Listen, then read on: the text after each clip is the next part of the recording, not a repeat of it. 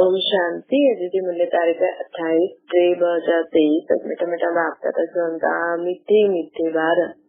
हाणे पुरानी दुनिया बदली थी, इन करे हिन सां प्रीत न रखना। नए घर स्वर्ग के याद कयो। प्रश्न: सदा सुखी ठहण जी कहिड़ी विधि बाप सभी ॿारनि खे ॿुधाईंदा?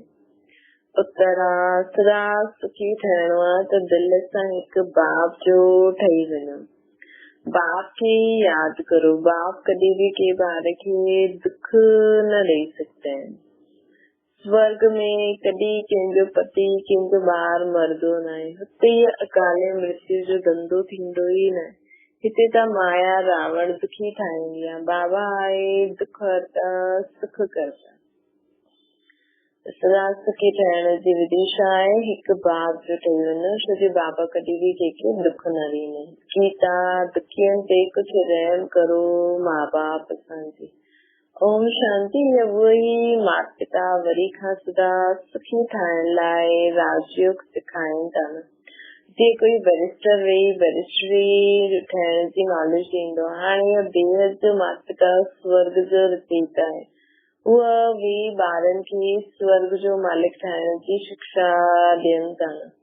ईअं त कोई कॉलेज न हूंदो जंहिंमें स्वयं भगवान वेही पढ़ाए। हिते खुद भगवान वेही पढ़ाईंदा आहिनि। भगवान भगवती ठाहिण लाइ।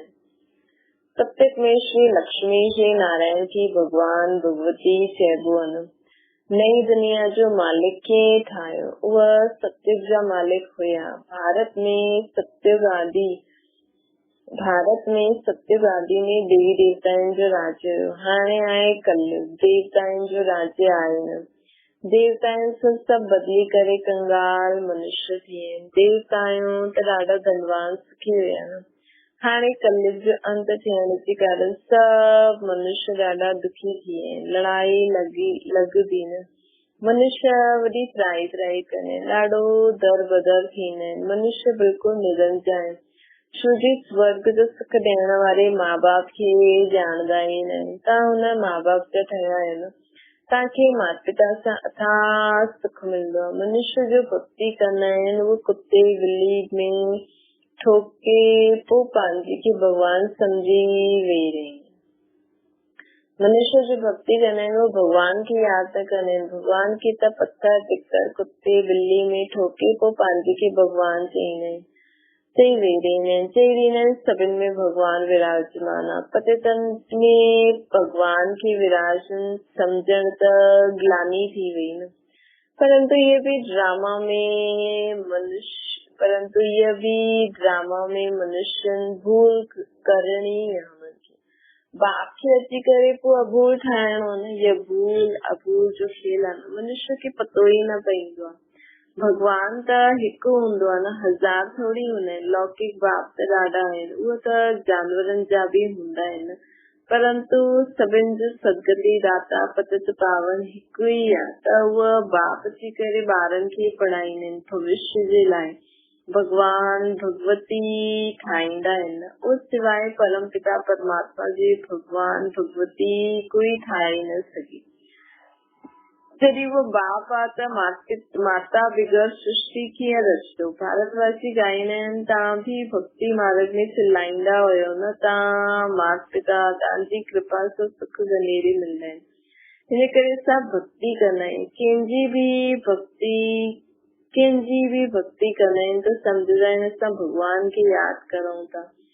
सन्यासी भी साधना कंदा आहिनि, परंतु कंहिंजी साधना कंदा आहिनि उहे न ॼाणदा आहिनि। रावण मथे सभु भुलिजी विया आहिनि त पोइ बाप छा करे? एतिरा दुखी कंगाल थी वेंदा। इहे भी ड्रामा आहे न। बाप अची करे ॿारनि खे वरी खां स्वर्ग जो मालिक ठाहींदो। स्वर्ग जो मालिक ठाहिण वारो आहे पारलौकिक माता पिता। नर्क जो मालिक ठाहिण वारो आहे रावण। त हुन रावण ते जीत पाइणी आहे न। हाणे तव्हां माया जी जगत जी ठहो था न। तव्हांखे कोई पुराणी दुनिया में थोरी राज्य करणो आहे। माया ते जीत पाए करे पोइ स्वर्ग में राज्य करणो आहे। माया सां हारण सां नर्क में अची वेंदा आहिनि। ये ॻाल्हियूं कोई पतित मनुष्य समझाए न सघे न। उहा कंहिंखे पावन ठाहे सघंदा आहिनि। सॼी दुनिया पतित आहे न। विश्व सां पैदा थींदी आहे। देवी देवता त सर्वगुण संपन्न 16 कला संपूर्ण आहिनि। उहा विख जो हुते विख जो नाम ई न हूंदो। भगवान खे कोई ॼाणंदो ई न आहे त उन्हनि खे गुरु करण सां फ़ाइदो छा आहे। न खुद भगवान सां मिली सघंदा आहिनि, न ॿियनि खे मिलाए सघंदा आहिनि। आत्मा परमात्मा अलॻि रही बोकार त पोइ मिलाइण वारो बि उहो परम पिता परमात्मा खपे न। उहो इहे न सम्झंदा आहिनि कि नाटक हाणे पूरो थी, हीअ ड्रामा आहे जो सत्य खां वठी करे कलयुग ताईं हलंदो ई ईंदो आहे, हुनखे रिपीट थियणो आहे। इहे ड्रामा जी नॉलेज खे सम्झण सां त चक्रवर्ती महाराजा महारानी ठही वेंदासीं। तव्हां ॼाणंदा आहियो न 84 जन्म सां कीअं वधा। इहा आहे लीप युग, पुरुषोत्तम युग आहे न, हिन में इहे अंतिम जन्म आहे। हाणे बाप जो ठहिणो आहे। बाप चवनि था हे ॿार तव्हां मुंहिंजा ठहिया आहियो न, चईंदा बि आहिनि हे परम पिता परमात्मा। लौकिक बाप खे त ईअं न चई सघंदा न। बाबा चवनि था ॾिसो इहा लीप युग आहे, पुरुषोत्तम युग, हिन में इहा अंतिम जन्म। हाणे बाप जो ठहिणो आहे। बाप चए थो हे ॿार तव्हां मुंहिंजा ठहिया आहियो न, चईंदा बि आहियो हे परम पिता परमात्मा। लौकिक बाप खे त ईअं न चई सघंदासीं न। त हाणे पालौकिक बाप चए थो मां आयो आहियां, बाक़ी काका चाचा आदि सभु तव्हांजा ख़तम थियणा ई आहिनि। काका चाचा आदि सभु असांजा ख़तम थियणा ई आहिनि। इहा पुराणी दुनिया बदिले थी न। साम्हूं महाभारी महाभारत लड़ाई बि थी, ये अनेक धर्म विनाश थियणा ई आहिनि। ये तव्हांजी पुराणी दुनिया आहे न, जंहिंमें अनेक धर्म आहिनि। सत्युग में हूंदो आहे हिकु धर्म, त हाणे इहा दुनिया बदिलणी आहे, हिन करे हिन सां प्रीत न लॻाइणी। बाबा चवंदा हिन सां प्रीत न लॻाए। लौकिक बाप नयो मकान ठाहींदा आहिनि त ॿारनि खे दिल में नयो मकान ई यादि ईंदो आहे न, ही मकान तयार थिए, पोइ असां कॾहिं नयो मकान तयार थींदो त असां वञी करे नए मकान में वेंदासीं, पुराणो तोड़े खलास करे ॾींदासीं। हाणे हिन सॼी दुनिया जो विनाश थियणो आहे। ॿारनि साक्षात्कार बि कयो, कीअं आग लॻंदी, मूसलधार बरसात पवंदी, समुद्र आदि कीअं उछलंदा, इहे सभु साक्षात्कार कयो आहे न। त बाबा चवनि था बाबा मुंबई में वेंदा आहिनि त सम्झंदा आहिनि हीअ मुंबई पहिरियों हुई न। ब्रह्मा बाबा हिकु नंढो सो गांव हुयो, हाणे समुद्र खे सुकाए रिपीट थींदी आहे त पोइ इहे एतिरी बॉम्बे न रहंदी न।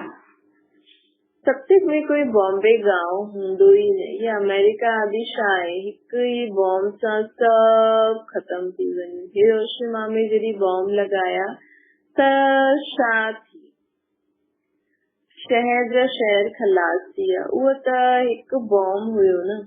बाबा चंदर त हिकु बॉम्ब सां सॼा शहर जा शहर ख़तम थी विया।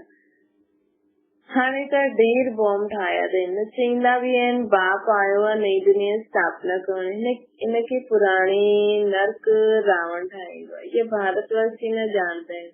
माया सभिनि खे गोदरेज जो तालो ईअं लॻाए ॾींदी आहे जो खुलंदो ई न आहे। मनुष्य केतिरा दुखी आहिनि, भले साहूकार सुखी आहिनि, परंतु बीमार रोगी त उहो बि ठहींदा आहिनि। अॼु ॿार जन्मियो ख़ुशी थी, पोइ ॿार मरियो त दुखी थी वेंदा आहिनि, विधवा ठही रोईंदा रहंदा आहिनि। हिनखे चइबो ई आहे दुखदाम। भारत दुखदाम हुयो न, हाणे पुराणी दुनिया दुखदाम। पोइ बाप हिनखे सुखदाम ठाहींदा आहिनि। बाप चईंदा आहिनि हाणे वरसो वठो त ज़रूर यादि बि उन्हनि खे करणो पए न। ऐं सभी देह जे संबंध दुख ॾियण वारा आहिनि। हाणे तव्हां सम्झंदा आहियो हिकु बाप बिगड़ सुख ॾियण वारो केरु आहे ई न। चईंदा आहिनि बाबा असां तव्हांजा उहे ई ॿार आहियूं जेके तव्हां स्वर्ग जो मालिक ठाहियो हुयो। हाणे असां दुखी आहियूं, तव्हां त रहम जे लाइ न, दुखी आहियूं तॾहिं त पुकारदा आहियूं। सत्युग में सुखी हूंदासीं थी वेंदासीं त हुते कोई पुकारदो ई न। दुख में सभु यादि कंदा आहिनि, परंतु भगवान कंहिंखे मिलंदो ई न। सम्झो भगत हनुमान खे यादि थो करे, दुख में सभु यादि कंदा आहिनि, लेकिन भगवान त दुखनि जे जॾहिं अंत थियण वारो हूंदो आहे न तॾहिं ईंदा आहिनि। समझो भगत जी भक्ति जो भी पाठ आहे न, समझो भगत हनुमान खे याद कंदो आहे। अच्छा हनुमान काथे रहंदो, हनुमान वटि तव्हां कीअं वेंदो? मनुष्य भक्ति कंदा आहिनि मुक्ति जीवन मुक्ति धाम जे लाइ। हनुमान व गणेश आदि खे यादि करण सां तव्हां काथे हली वेंदो, उन्हनि जो ठिकानो काथे आहे, उन्हनि सां तव्हांखे छा मिलणो, कुछ पतो न आहे। बाप सम्झाईंदा आहिनि सृष्टि में दुख सुख ॾियण वारो मां हिकु ई आहियां, बाबा हिकु ई आहे जो सभिनि खे सुख ॾियण वारो आहे। ईअं न भगवान ई सुख ॾींदा आहिनि, भगवान ही दुख ॾींदा आहिनि। उहा ॿार ॾींदा आहिनि त सुख थींदो आहे, ॿार छीने वठंदा आहिनि त दुख थींदो आहे। त बाप चए थो असां त सदैव सुख ॾींदा आहियूं, तव्हां सां सुख माया थींदी आहे। सत्य में अहिड़ो हूंदो न आहे, ईअं हूंदो न आहे जो ॿार मरी वञे व कंहिंजे पति मरी वञे। हिते हिन मायावी दुनिया में कॾहिं कंहिंजो ॿार कॾहिं कंहिंजो पति मरंदो न आहे। ये धंधो स्वर्ग में न हूंदो आहे, हिते त नरक आहे न। हाणे बाप चवनि था अगरि सदा सुखी थियण चाहींदा आहियो त मुंहिंजा ठही वञो, बाप जो ठही वेंदासीं त सदा सुखी रहंदासीं। हाणे तव्हांजी आत्मा ऐं शरीर ॿई तमो प्रधान, ईअं न की आत्मा निर्लेप आहे, आत्मा में ई खाद पइजी आहे। हिन कारण हाणे ये जेवर शरीर भी आयरन एजेड थी वियो आहे, आत्मा में खाद पइजी वई आहे। हिन कारण ये शरीर अर्थात जेवर भी आयरन एजेड थी वियो आहे। हाणे तव्हां गोल्डन एजेड थियण लाइ नॉलेज वठो था न, बाप अची करे अमर ठाहे अमरपुरी में वठी हलंदा आहिनि। हिते त मृत्यु लोक आहे, गीता में भी अक्षर आहे न, अमरपुरी में आदि मध्य अंत दुख हूंदो न आहे, मृत्यु लोक में आदि मध्य अंत दुख आहे न। अमर लोक में दुख जो नाम निशान है, अहिड़ो दुखधाम खे भुलजणो पए, सुखधाम और शांतिधाम की याद करणो आहे। ये सुखधाम असां सुखधाम वञूं था न वाया शांतिधाम, उतां जो असां रहवासी आहियूं। ये भी सुदर्शन चक्र थी वियो न कि सुखधाम में वञूं था वाया शांतिधाम। पंहिंजे बाप होम स्वीट होम की याद करणो, कन्या बाप जो घर छॾे ससुर घर वेंदी आहे त ॻाईंदा आहिनि न पीअर घर खां हली ससुर घर, त तव्हांजो ये ब्रह्मा जो पीअर घर आहे। हाणे तव्हां स्वर्ग ससुर घर में वञो था, हुते सुखी सुख हूंदो। हिते त आहे दुख, कन्या भी घर छॾिजी आहे सुख जे लाइ, परंतु हुते हुननि खे पतित ठाहे पोइ दुखी ठाहे छॾंदा आहिनि। त कन्या शादी खां पहिरियों हुनजी पूजा थींदी आहे ऐं शादी खां पोइ उनखे दुखी कारी थी वेंदी आहे, पतित थी वेंदी आहे त उनखे भी दुख अची वेंदो आहे। हाणे बाप सम्झाए थो मां तव्हांखे हिकदमि नैननि ते विहारे करे स्वर्ग में वठी थो हलां, वठी वञण लाइ आयो आहिनि, सिर्फ़ु मूंखे यादि करो, हुते तव्हांखे कोई दुख न हूंदो। ॿारनि ॾिठो आहे श्री कृष्ण जो जन्म कीअं थींदो आहे, पहिरियों खां ई साक्षात्कार थी वेंदो, जॾहिं शरीर छॾणो हूंदो आहे त हुन समय साक्षात्कार थी वेंदो आहे। असां इहे शरीर छॾे वञी करे प्रिंस ठहींदा, बस आत्मा शरीर सां निकिरी वई, गर्भ महल में वेही रही, ॿार पैदा थींदे समय कोई तकलीफ़ न हूंदी आहे। हुते गर्भ महल में तव्हांखे सुख ई सुख आहे, हिते त गर्भ जेल आहे न। ऐं जो छोरी पाप कंदा आहिनि उहे भी गवर्नमेंट जी जेल में वेंदा आहिनि, हुते इहा ॿई जेल न हूंदा आहिनि। पाप आदि कोई कंदो न आहे, हुनखे चइबो आहे पुण्य आत्माउनि जी दुनिया। त बाप स्वर्ग में वठी थो हले, ॾिसंदा आहिनि एतिरा सभी पुरुषार्थ करनि था त छो न असां भी बाप सां वरितो वठूं, सदा सुखी रहूं। कोई त प्राश्चित कंदा आहिनि कि कर्म बंधन कीअं छूटे, ॿार न हूंदो त सुठो। कोई शादी करे पोइ ज्ञान में ईंदा आहिनि त चवंदा आहिनि पहिरियों पतो पया त शादी न करूं, ईअं ॾाढा लिखंदा आहिनि। जिनजी तकदीर जॾहिं खुली तॾहिं ईंदा न, सो भी पसंदी ते आहे। हिकु सप्ताह बाप जो ॿार ठही करे ॾिसो, पसंदि अचे त ठहण, न त वञी करे लौकिक माँ बाप जो ठहणो। फीस त कुछ न आहे न, शिव बाबा जो भंडारो आहे न, कोई किताब आदि खरीद कराईंदा आहिनि, सिर्फ़ु मुरली मोकिले छॾंदा आहिनि। बाप जो खजानो आहे न वो फीस छा वठंदा। हा सुठा माण्हू हूंदा गरीबनि जे लाइ लिटरेचर छपाए वठंदा। भारत जहिड़ो ॿियो कोई दानी देश न आहे। बाप बि अची करे भारत में दान कंदा आहिनि। भारत जहिड़ो कोई दानी देश न आहे। भारत ॾिसण जा बि भारत केॾो कुझु विदेश खे ॾे थो न सभिनि खे। बाप भी अची करे भारत में दान कंदा आहिनि। तव्हां ॿार बि तन मन धन बाप जे हवाले कंदा आहियो न, महारानी ठहींदा आहियो न। ये बाबा महारानी आहे न, शिव बाबा भी आहे, ब्रह्मा बाबा भी आहे। असांखे बि बाबा इहे ई था सेखारनि कि सभिनि खे दान करणो आहे। अॻियां त इनडायरेक्ट दान कंदा आहियो, हाणे खुदि डायरेक्ट आया आहिनि। रिटर्न में स्वर्ग जी बादशाही था ॾियनि। सस्तो सौदो आहे न। पोइ चईंदा आहिनि हाणे आप समान ठाहियो, विकारनि खे जीतो, देही अभिमानी ठाहो, पंहिंजे खे आत्मा सम्झो। ॻाईंदा बि आहिनि न, नंगा आयासीं नंगा वेंदासीं। पहिरियों नंबर में देवी देवताउनि जी आत्मा आई, हुननि जे पुठियां ॿिया नंबर वारा आया, हेॾा देवी देवता धर्म जी आत्मा जो पहिरियों ईंदियूं आहिनि। त वञिणो बि पहिरियों हुननि खे ई आहे। ऑलराउंडर हुननि जो ई पार्ट आहे। इहे सभी ॻाल्हियूं सम्झण जी आहिनि। जंहिंजे भाग्य में आहे उहो त झट सम्झी वेंदो, भाग्य में न हूंदो त दिलि न लॻंदी।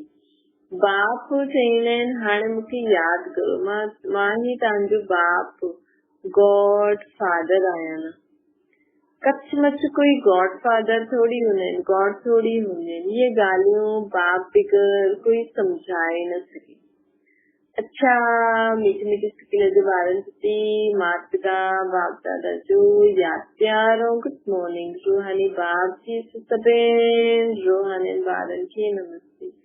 असांजी बि रूहानी माता पिता बाप दादा खे यादि प्यार गुड मॉर्निंग ऐं नमस्ते। धारणा जे लाइ मुख्य सार, तन मन धन सभु बाप जे हवाले कर, महारानी ठहिणो आहे। बाप आप समान ठाहिण जी सेवा करणी आहे ऐं देही अभिमानी थी करे रहणो। ॿियो आहे हिन पुराणी दुनिया दुखधाम खे भुलिजी करे शांतिधाम सुखधाम खे यादि करणो। कर्म बंधन में कॾहिं बि फसणो न आहे। वरदान अचण वञण जे अभ्यास द्वारा बंधन मुक्त थियण वारा न्यारा निर्लेप। सॼी पढ़ाई अथवा ज्ञान जो सारा अचण वञण, बुद्धि में घर वञण ऐं राज्य में अचण जी ख़ुशी आहे न। लेकिन ख़ुशी सां उहे ई वेंदा जंहिंखे सदा अचण वञण जो अभ्यास हो। ख़ुशी सां उहे ई वेंदा जेके अचण ऐं वञण जो अभ्यास हूंदो। जॾहिं चाहियो तॾहिं अशरीरी स्थिति में स्थित थी वञो, जॾहिं चाहियो तॾहिं कर्माती ठही वञो ऐं इहो अभ्यास असांजो पक्को थी वञे। जॾहिं चाहे असां पंहिंजे घर बाबा वटि हली वञूं, पोइ जॾहिं चाहे हिन सृष्टि में अची करे बाबा सां गॾु पाठ वॼायूं। त इहो अभ्यास असांजो पक्को हुजणो खपे। हिन जे लाइ कोई बि बंधन पंहिंजी तरफ़ आकर्षित न करे। बंधन ई आत्मा खे टाइट करे ॾींदो आहे। बंधन ई आत्मा खे टाइट करे ॾींदो आहे ऐं टाइट वस्त्र खे उतारण में खिचावट थींदी आहे। इन करे सदा न्यारा निर्लिप्त रहण जो पाठ पक्का करो। सदा सभिनि खां न्यारो पाठ वॼाईंदी हुई बि मां बाबा सां गॾु, बाबा ई मूंखे कर्म कराए थो। मुंहिंजो त हिते कोई बि कर्म बंधन न आहे, सिर्फ़ु सेवा। हिते आहियां बाबा सां गॾु सेवा करूं था, बस सेवा कई वापसि मथे। त ईअं सदा न्यारा निर्लिप्त रहण जो पाठ पक्को करो। स्लोगन आहे सुख जे खाते सां संपन्न रहो। सुख जे खाते सां संपन्न रहो त संजे हर कदम सां सभिनि खे सुख जी अनुभूति थी वेंदी। हिन लाइ असांखे न सदा हर ॻाल्हि में सुख जो अनुभव करणो। त उहो संस्कार ठही वेंदो त उहो असांजे आसपास वायुमंडल ठही वेंदो। पोइ अचण द्वारा बि हर माण्हू खे सुख जी अनुभूति थी वेंदी। अच्छा, ओम शांति।